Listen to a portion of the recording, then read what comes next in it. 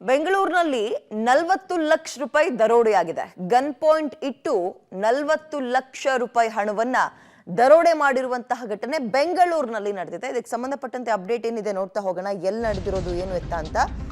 ಸಹಕಾರ ನಗರ ಕಾವೇರಿ ಸ್ಕೂಲ್ ಹಿಂಭಾಗ ನಡೆದಿರುವಂತಹ ಘಟನೆ.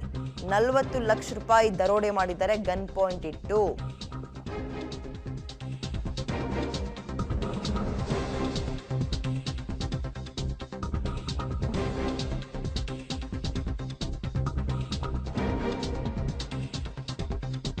ಓಕೆ, ಅವ್ರು ಯಾವ್ದ್ರಲ್ಲಿ ಬಂದಿದ್ರು ಅನ್ನೋದ್ರ ಬಗ್ಗೆಯೂ ಮಾಹಿತಿ ಸಿಗ್ತಾ ಇದೆ. ಹೊಂಡೈ ವರ್ನಾ ಕಾರ್ನಲ್ಲಿ ದರೋಡೆ ಗ್ಯಾಂಗ್ ಬಂದಿತ್ತು. 2 ತಿಂಗಳ ಹಿಂದೆ ಇದೇ ಗ್ಯಾಂಗ್ ಸುಮಾರು 2 ಕೋಟಿ ಹಣವನ್ನ ದೋಚಿತ್ತಂತೆ. ಇದೀಗ ಮತ್ತೆ ಅದನ್ನೇ ಚಾಳಿಯಾಗಿಟ್ಕೊಂಡು ಗನ್ ಪಾಯಿಂಟ್ ತೋರಿಸಿ 40 ಲಕ್ಷ ರೂಪಾಯಿಯನ್ನ ರಾಬರಿ ಮಾಡಿದ್ದಾರೆ.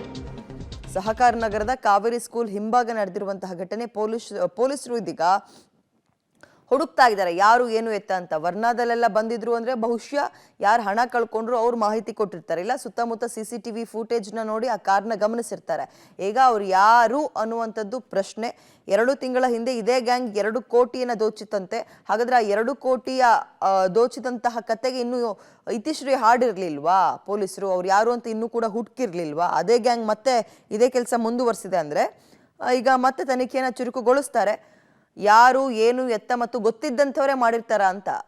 ಹೇಗೆ 40 ಲಕ್ಷ ರೂಪಾಯಿನ ಕೈಯಲ್ಲಿ ಇಟ್ಕೊಂಡು ಓಡಾಡ್ತಾ ಇದ್ರ, ಏನು ಎತ್ತ, ಮತ್ತು ಇವ್ರಿಗೆ ಆ ಮಾಹಿತಿ ಹೇಗೆ ಸಿಕ್ತು, ಇದೆಲ್ಲದ್ರ ಬಗ್ಗೆ ತನಿಖೆ ಆಗಬೇಕಾಗಿದೆ. ಗನ್ ಪಾಯಿಂಟ್ ಅಂದ್ರೆ ಗನ್ನನ್ನು ತೋರಿಸಿ ಹೆದರಿಸಿ ಈಗ ಹಣವನ್ನ ದೋಚಿರುವಂತಹ ಘಟನೆ ಸಹಕಾರ ನಗರ ಕಾವೇರಿ ಸ್ಕೂಲ್ನ ಹಿಂಭಾಗ ನಡೆದಿದೆ.